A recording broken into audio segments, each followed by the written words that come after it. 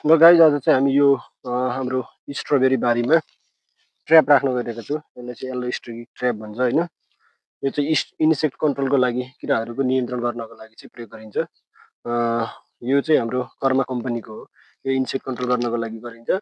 यसले चाहिँ यो व्हाइट फ्लाइ भयो, थ्रिप्स भयो, अनि यिनीको किराहरू चाहिँ हाम्रो कन्ट्रोल गर्दछ होइन। अनि अर्को यसको मेन फाइदा भनेको चाहिँ के हो भन्दा बारीमा लागेको किराहरू चाहिँ पहिचान गर्नको लागि एकदम मुख्य भूमिका खेल्दछ यसले। अब हामी यसलाई यहाँनिर लगाउन गइरहेका छौँ आज। हामी लगभग यतातिर यसलाई लगाउँदैछौँ आज। यसलाई चाहिँ यसरी गाड्छौँ हामीले सुरुमा एउटा यहाँनिर स्टिक गाड्छौँ भने यसलाई चाहिँ हामीले यसरी खोल्न गइरहेका छौँ।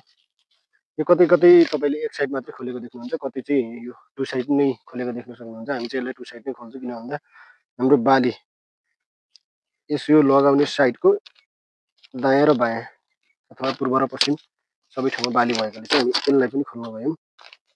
अब यो कसरी लगाउने भन्ने कुरो चाहिँ तपाईँले देख्न सक्नुहुन्छ। हामी चाहिँ अब यसलाई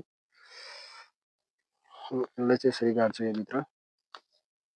अनि यहाँ रसी गाडिसकेपछि हामीले यसरी चाहिँ यसलाई बान्नुपर्ने हुन्छ ताकि यो यताउता हल्लिन नपाओस्। यसरी बाएपछि हामीले चाहिँ यसलाई भुइँमै टाँस्छौँ। किन भन्दा तपाईँ यो भुइँमै चाहिँ किन टाँसेको भन्दा यसको हाइट कति राख्ने भन्ने कुरा हाम्रो बालीमा भर पर्दछ है। हामीले कुन बाली रोपेका छौँ, कति उचाइसम्म जाने बालीहरू चाहिँ रोपेका छौँ, त्यसले चाहिँ म्याटर गर्छ यो ट्र्याप कति माथि राख्ने कति तल राख्ने भन्ने कुरा। यो हाम्रो स्ट्रबेरी बाली हो। स्ट्रबेरी भनेको चाहिँ भुइँमै फल्ने चिज हो। यसको कुनै पनि लहरा जाँदैन र भुइँको त्यो सतहबाट त्यति माथिसम्मको दुरीमा जाँदैन।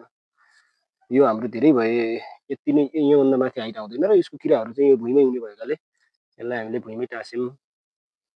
अब यो यसो गरिसकेपछि अब यसको आयु भनेको हाम्रो 6 देखि 8 हप्तासम्म हुन्छ। त्यो चाहिँ टेम्परेचरमा पनि भर पर्छ है।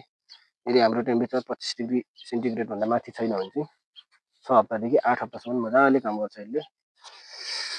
त्यस्तो हो है त। ल धन्यवाद।